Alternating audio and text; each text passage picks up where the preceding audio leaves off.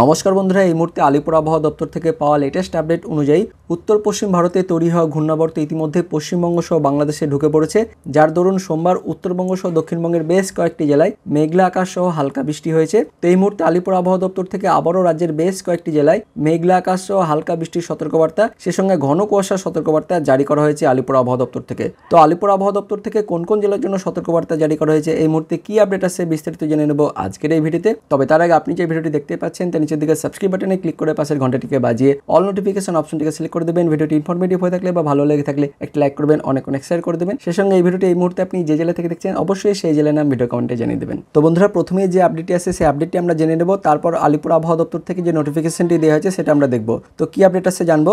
বাংলা জুড়ে ঊর্ধ্বমুখী তাপমাত্রা, 6 জেলায় বৃষ্টির পূর্বাভাস। এক নজরে রাজ্যের আবহাওয়ার আপডেট বিস্তারিত জানবো। জেলাগুলিতে সর্বনিম্ন তাপমাত্রার পাশাপাশি সর্বোচ্চ তাপমাত্রাও বৃদ্ধি পেয়েছে, তবে সকালের দিকে রাজ্য জুড়ে কুয়াশাচ্ছন্ন আকাশ। আবহাওয়া দপ্তর জানিয়েছে আপাতত কয়েকদিন তাপমাত্রার সেরকম কোনো পরিবর্তন হবে না, তবে কয়েকটি জেলায় হালকা বৃষ্টি হতে পারে। তো উত্তরবঙ্গের জন্য কি সতর্কবার্তা দিয়েছে সেটা আমরা দেখব, তারপর দক্ষিণবঙ্গের কথা জানবো। তো প্রথম উত্তরবঙ্গেরটা জেনে নেব। সোমবার বিকেলে দেওয়া উত্তরবঙ্গের আবহাওয়ার পূর্বাভাস অনুযায়ী এদিন দার্জিলিংয়ের কোনো জায়গায় হালকা থেকে মাঝারি বৃষ্টি কিংবা তুষারপাত হতে পারে। এছাড়া বাকি জেলাগুলিতে হালকা বৃষ্টির সম্ভাবনা রয়েছে। পরবর্তী 24 ঘন্টা অর্থাৎ মঙ্গলবারের আবহাওয়ার পূর্বাভাসে বলা হয়েছে দার্জিলিংয়ে হালকা বৃষ্টি কিংবা তুষারপাত এবং কালিম্পংয়ে হালকা বৃষ্টি হতে পারে। এছাড়া বাকি জেলাগুলির আবহাওয়া শুকনো থাকবে। তারপর বুধবার সবকটি জেলার আবহাওয়া শুকনো থাকবে।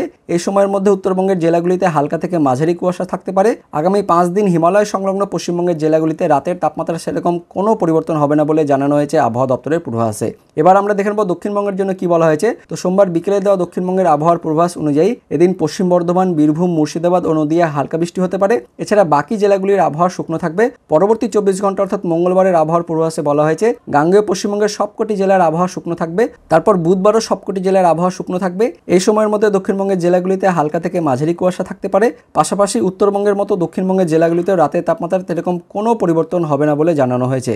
সে সঙ্গে সোমবার বিকেলে আবহাওয়া দপ্তর জানিয়েছে আগামী 24 ঘন্টায় কলকাতা ও আশেপাশের এলাকার আকাশ সাধারণভাবে পরিষ্কার থাকবে, তবে সকালের দিকে হালকা কুয়াশা থাকবে। তো এবার দেখে নেব আলিপুর আবহাওয়া দপ্তর থেকে যে নোটিফিকেশনটি প্রকাশিত হয়েছে সেখানে কি বলা হয়েছে। তো 6 ফেব্রুয়ারি অর্থাৎ বুধবার দিন যেটা সতর্কবার্তা দেওয়া হয়েছে উত্তরবঙ্গের 2টি জেলায় দার্জিলিং, কালিম্পংয়ে হালকা বৃষ্টি হতে পারে। সে সঙ্গে তুষারপাতের কথা কিন্তু বলা হয়েছে এই 2 জেলার জন্য।